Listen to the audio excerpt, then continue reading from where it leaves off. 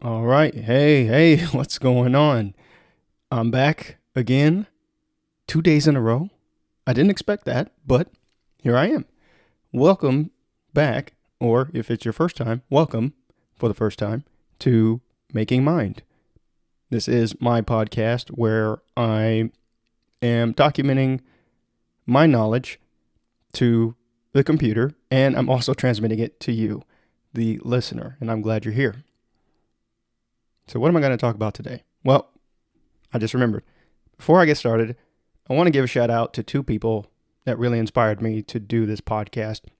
The first one, his name is Steven. Steven, if you're listening, I appreciate your friendship and your guidance at helping me get started in the thing I'm going to talk about today, which is making audio drama. You really had a big impact on me to keep going. And yeah, I like your format. And Steven, he does similar videos and podcasts like this. And so I really like his format. So I kind of borrowed it for my own purposes, and I'm doing my own spin on it now. Really appreciate your friendship and guidance over the last 2 years since we've known each other. And then I got to give a shout out to my brother, Ajani. Ajani has been my older brother. He's been doing recordings just like with an old school digital recorder for years. I mean, it's got to be like at least 15 plus years of recordings now on his computer. I doubt he'd ever put him out in a podcast like this, but yeah, he kind of encouraged me a couple of years ago to, hey, you should just start talking. You should just turn on a recorder. And here I am. I'm doing it. I'm doing it in a more public-facing way, but this is my way, and it feels good. It feels natural. So shout out to my older brother just for being the awesome, smart guy that he is. Really appreciate your helping raise me, basically. Okay, so enough with the shout-outs. Let's get into the meat of today, because it's a lot to cover. Maybe if you saw, I don't know how long this is going to be, but as I was writing down this process, I was like, whoa, I didn't realize that I did all that stuff. And it's kind of good because it's the first time I'm documenting this process, my process of creating an audio drama. It's the first time I'm documenting it ever for myself. I've just been kind of in it. So, as promised, it's something that I'm pretty good at this point. So that's what I'm going to focus on this episode. So, to get started, audio drama. How did I get started in that? Well, it started when I published my novel, my science fiction novel, Sirius and Limnic. Back in 2021, I published it, and I was like, oh shit, I have to market this thing now. And I had no idea how to do it. And of course, I'm a brand new author, no name. And, well, I'd written one book before, but not fiction. So it's basically kind of like you're starting over in a new market. So I was like, I'm going to record the audiobook. And yeah, a few months later, I decided to start recording the audiobook. And I knew that I didn't just want to read it kind of vanilla, because it's fiction, it's a whole story. It's not nonfiction. So I decided I was going to read it dramatically, doing the voices, kind of just making it more fun. It was more fun to record it that way, and I think it's a better product, a better story because of it. It stands out more, especially since I'm basically a one-man show for the most part. My wife does help me occasionally on some of the episodes, lending her voice. Thank you, baby. I appreciate you. Love you. But yeah, so I've been doing this, and it's just kind of evolved into its own beast over the years that I've been working on it. So what I wanted to do was run you through this list of my process for creating an audio drama. And I figured my phone would go off while I was recording this, of course. The process of creating an audio drama, I wanted to walk you through it. Maybe you've got a story in you that you feel like lends itself to the audio medium. I have to tell you, I've had so much fun producing my show and I've learned a ton about a bunch of different things. And if you want to do the same, well, you came to the right podcast. So let's get into it, because this is a pretty long list and I don't want this to take forever. So step 1, this is a 13-step process. Don't worry, I'll speed through some of them, right? Because I don't do all of them all the time, but this is the full process. So step 1, of course, is obviously record the chapter. And I use Audacity for that. I have access to a bunch of fancier DAWs, Adobe Audition, Ableton Live, Reaper. I have access to those. But Audacity, the simplicity of it, man, you just can't beat it. It's free, it's easy, just press record, you're done. The files don't take up a bunch of memory or a bunch of space. It's just one and you're done. I love that. So this part of the process I've been skipping. I was skipping in the beginning because I basically front-loaded all of the recording for my Audiodrama back in 2020. I recorded it. And so the first, 30 or so chapters, they were pre-recorded. So I usually skip this phase. But now in these later chapters, as I've watched the quality rise and I have kind of higher expectations for my show, as do, I'm sure, some of my listeners at this point. I decided to re-record some of these. And now I was pretty timid at first, because I didn't know what I was doing. And I read so slow in the beginning. I think I was worried that I was going to read too fast. And that made editing on the back end a nightmare because I had 3 to 5 second pauses in between each fucking word that I said. And it's just a nightmare to edit. I'd have to have a million little chops in between every... it was just terrible. Those of you who've produced Audiodrama, you probably know what I'm talking about. So, anyway, re-recording has been very good. Makes the process a lot smoother. Then move on to step 2. I actually did make notes, by the way, for this episode because it's just too much stuff. Editing the recording. So I put it in Audacity. I'll do some light cleanup. Audacity, once you start getting into editing, Audacity, it can do some stuff, but it's not as powerful as some of these other DAWs. So lately there's all these AI powered solutions that'll just clean up your stuff. Descript, their studio sound, it's okay. It still leaves some weird artifacts when it goes through their algorithm, but it does the job. I also just used today this Adobe Podcast, which is in beta right now, but it probably won't be for much longer. But yeah, it was just free to throw it up there and just download it. So I had the enhanced version of the file. And just a word of advice here. If you're going to use these enhancements, make sure you keep the original file, especially if you're going to use one of these algorithm, one of these one and done type of solutions. Like you're not going to go in and EQ the thing yourself. You're not going to use a parametric EQ or do it the old school way. You're just going to use an algorithm. And that's because they will give some of your stuff a haircut, and certain parts of your dialogue, especially lower stuff on the higher end and the lower end, will get chopped off. So people laughing, if you have somebody whispering or something like that, it's going to get fucked up. So keep the original file so you can keep those, those moments alive in your show. Just a veteran's advice. Step 3 is write the chapter summary. Writing chapter summaries is a new thing that I started doing fairly recently, maybe in the last 2 months. But when you have a 50-plus chapter audio drama and it's taken you 3 years to get it out, people kind of get lost. Like you're seeing the thing every day, but, they'll listen to an episode and then you don't put out an episode for another month or 2 or 3 weeks. People forget. And then new people come in and they're totally confused. They're like, what the hell is going on? What are they talking about? So at least with a summary up front, you kind of orient them to the lay of the land. It's a mixed bag. Some of the audio dramas I listen to have them, some don't. It's kind of just up to you. But you got to choose what works for your show, and I think summaries are good for my show, so I include them. Then step 4 is just record the summary. I go back to Audacity. I basically do the same as when I'm recording the chapter, and I'll record it, I'll clean it up, and I'll have that segment to put into my master draft. Step 5 is edit the chapter and add spots, or edit the summary, I should say. I should change that. And add spots.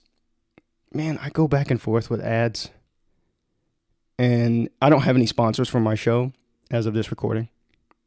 But eventually, if I get sponsors, then, I got to do what I got to do. But I have other services that I offer, and a few of my shows I put in my own ads, and I feel like they kind of break up the flow of the story. While I like the breaks in between the story, I don't like breaking for my own ads, and then it's just extra work to put the ads in. So I'm not sure lately I haven't been doing ads, but I will do like a break, kind of like an ear cleanse.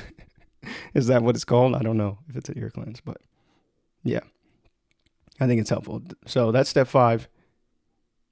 Step 6 is compose the chapter song.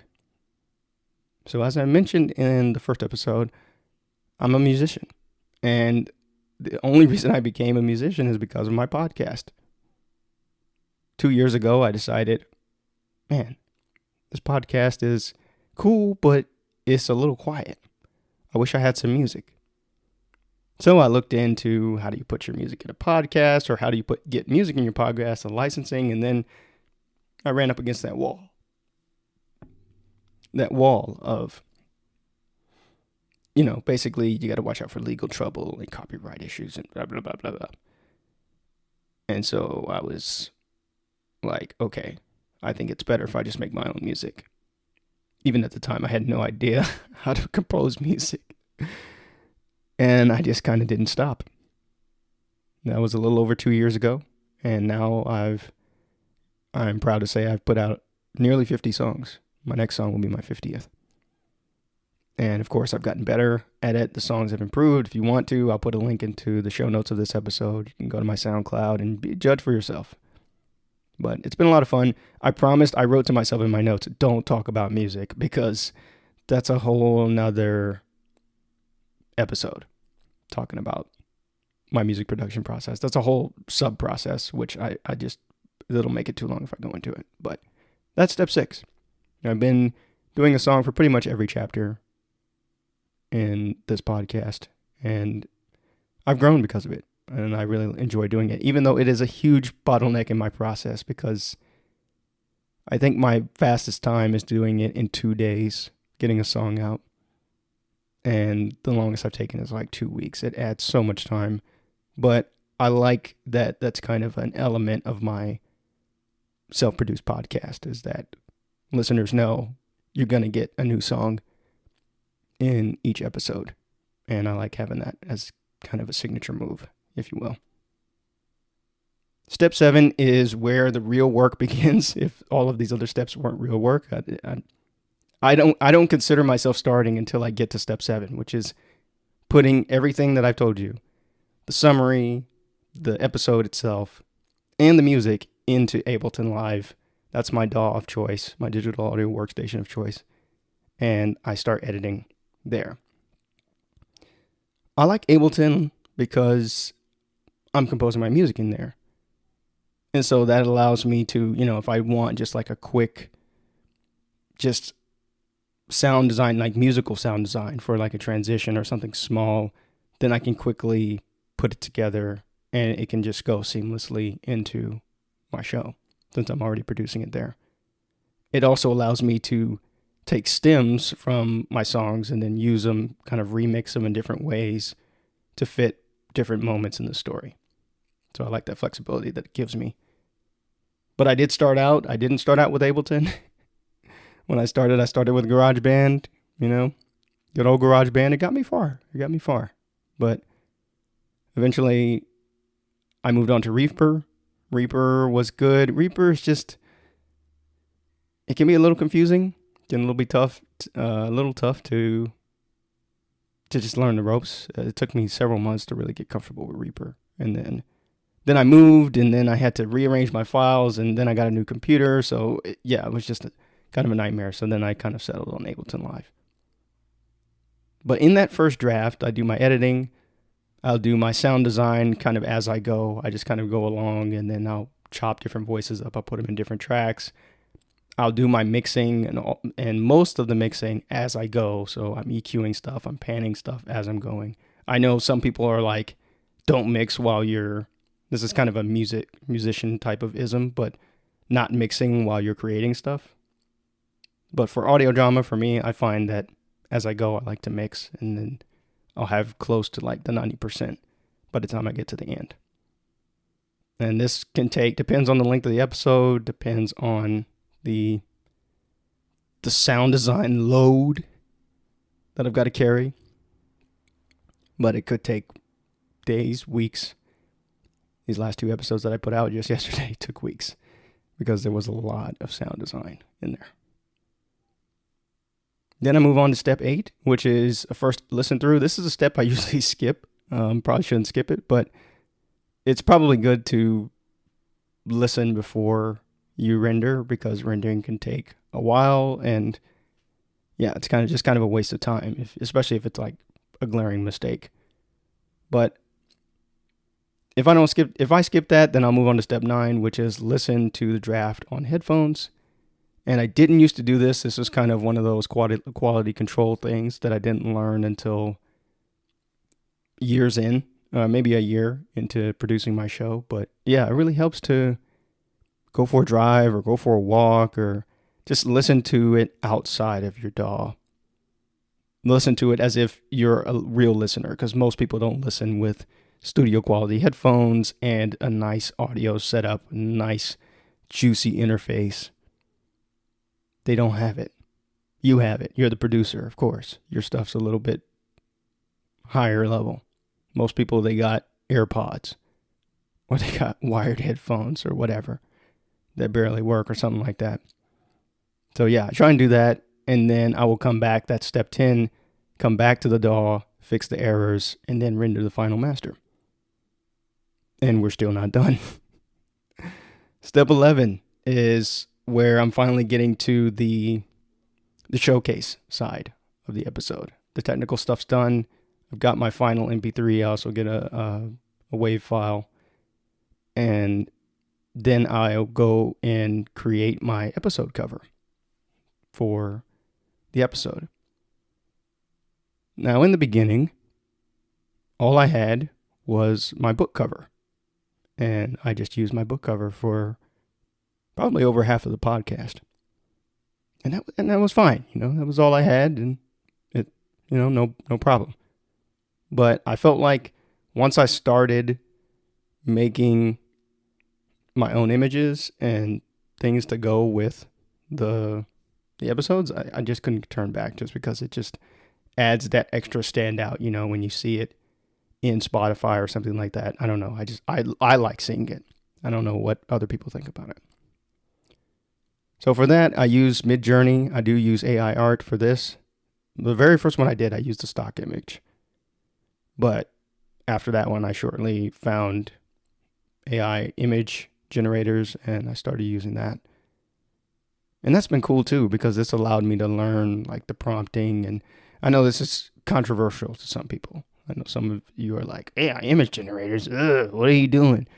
About to shut this podcast off. Oh, he one of them. Look, listen, using generators. Calm down. All right? The generators, I'm not trying to sell this art. I'm not trying to like pass it off like that. But it is another way to represent my story.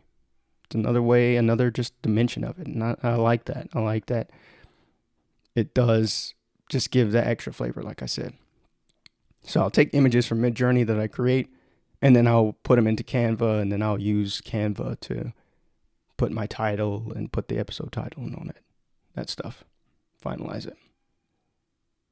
Then after I create the cover, finally, it's time to upload to my podcast host, which is Captivate.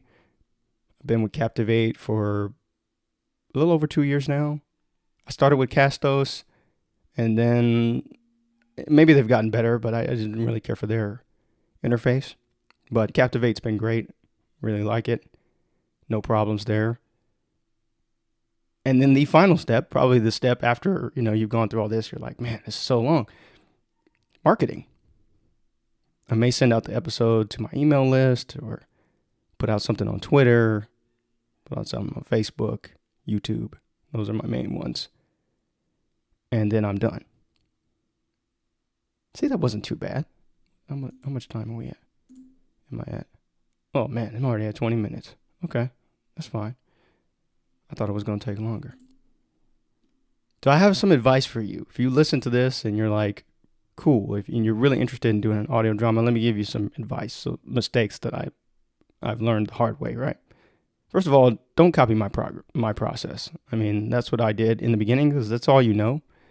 I found a great audio drama course. Well, no, it was an audio book recording course on Udemy. I forget the name of the course because it was a couple of years ago that I took it, but I'll find it and I'll link it in the show notes. That's where I learned, like, the guy was also a voice actor, but then he did a lot of his own editing and production, so it was a good crash course. But your process is going to be different from mine. It's going to evolve. Your show's going to have different needs. Maybe your show has voice actors. Mine doesn't really have voice actors. It's just me. So you got to accommodate for that. Maybe you got, studio limitations or home limitations. Yeah, it's just all stuff you're going to have to deal with. I know it was the same way. So just let the process evolve. You'll get better.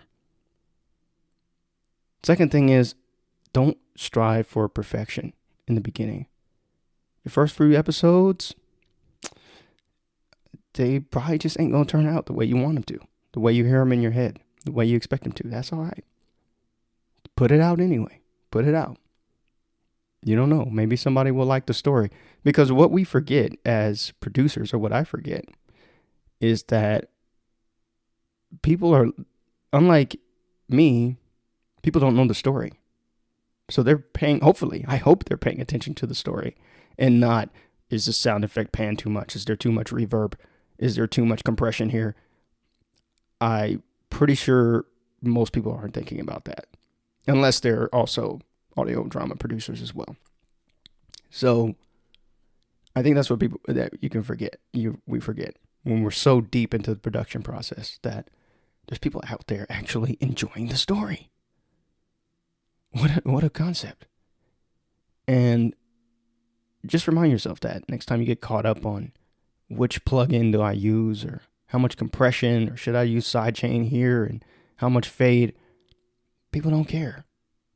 They don't know. They're not noticing. So just put your show out. And somebody might like it for the story. And that's exactly what you want, hopefully. Next thing is get feedback when you can and iterate. Feedback's super hard to come by in podcasting.